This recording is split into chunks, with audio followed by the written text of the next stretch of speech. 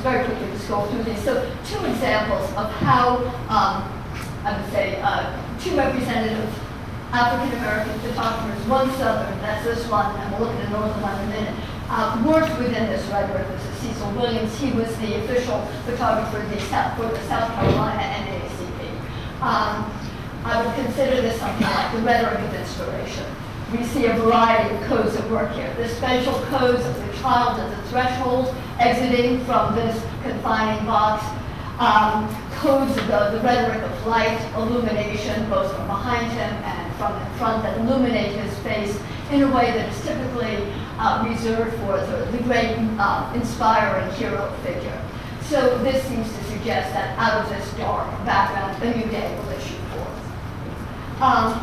I will give you this as an example of the rhetoric of irreverence, perhaps, as opposed to inspiration. This is Milton Hinton, known primarily as the great bass player for the Camp Calloway Band, who also documented their tours through the South. And as a Northerner, he could afford to engage in a performance with the rest of the band and mock, obviously, the codes of minstrelsy, which they are staging under the colored sign here. But I think really you had to be a Northerner who was about to get on that train and leave the South in order to do that.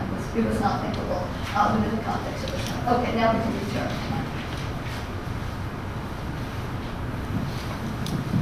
Returning to Ernest Wither's photograph from this quick tour of the visual rhetoric that was available, the first thing that may strike us is the sense of emptiness and absence.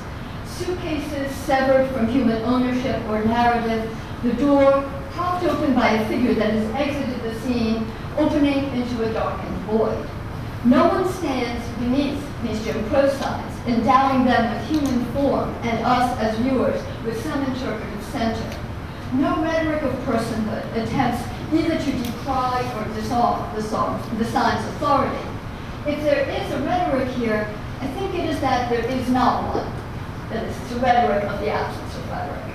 That in this sparse, unadorned record, the signs are writing themselves on the film without the intervention of a point of view. We might call this, in contrast to the quick examples that I've shown you, an effect of the indexical, in recognition of photography's operation through the indexical relation between things and the impression they make through the agency of light on the photographic film or plate. As acknowledged both in its name, photography, light writing, and in such enduring metaphors as the pencil of nature or the solar pencil, photography registers the physical traces of things in excess of the photographer's intention. Or another way to say this is that while the photographer is focusing on what he or she takes to be the central point of the image, the camera is registering other things, unintended. The critical power of this inscription, according to Walter Benjamin, who calls it inscription to underscore its status as a non-symbolic mode of writing. Its critical power is the challenge it poses to the known contours of a verbally mapped world. Through this impersonal technology, the camera loosens the grip of the socio-symbolic order. Now, I do want to recognize in passing that, of course, one could also say there is a rhetoric here, but it's a rhetoric of poverty, of racism, of desolation, and it's recognizable as such, but I think it's more interesting to not just locate it there, immediately not go there, but to try to think about it in opposition to a variety of visual rhetorics that are available for it. From the perspective of a technology of seeing rather than a visual rhetoric, Wither's photograph assumes a haunting ambiguity. On one hand, the camera that presumably targeted the colored waiting room signs in order to draw our attention to their domineering presence has also registered a certain disorder that seems to resist or potentially resist their authority. On the other hand, the sterility and emptiness of the scene, the impression of an impersonal apparatus that has simply registered the traces of what is there, intensifies our anxiety about just what kind of threat is being issued by these signs. In its vacancy, Wither's photograph recalls the photographs of unpopulated urban scenes that Benjamin hails as marking the advent of 20th century photography. the cleansing dissolution of the aura that is associated with painting. In photographs by Eugène Atget, this is a quote from Benjamin, what was forgotten, unremarked, cast adrift in turn of the century Paris, the overwhelming and defamiliarizing experience, according to Benjamin, is emptiness. Here's a quote again, the city in these pictures looks cleared out like a logic that has not yet found a new tenant. And this is one of many possible examples.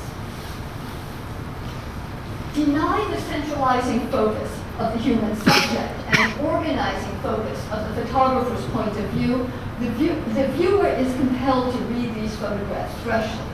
Atget, claims Benjamin, photographed deserted streets as if they were crime scenes, scrutinized for evidence of invisible criminals sheltered by the semblance of normality, typically sheltered by the semblance of normality.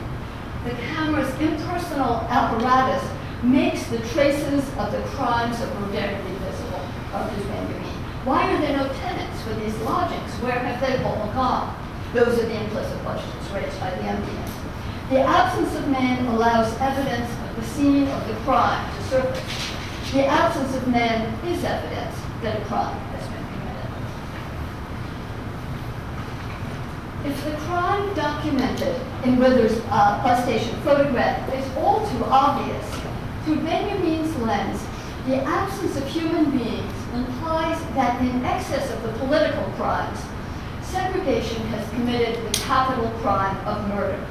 Not the social death implied by fashion's documentary rhetoric, but the deadlier violence revealed by the process of inscription.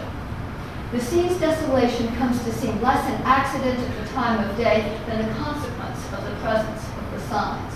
No people of color can populate the colored waiting room. The existence of the signs negates their end.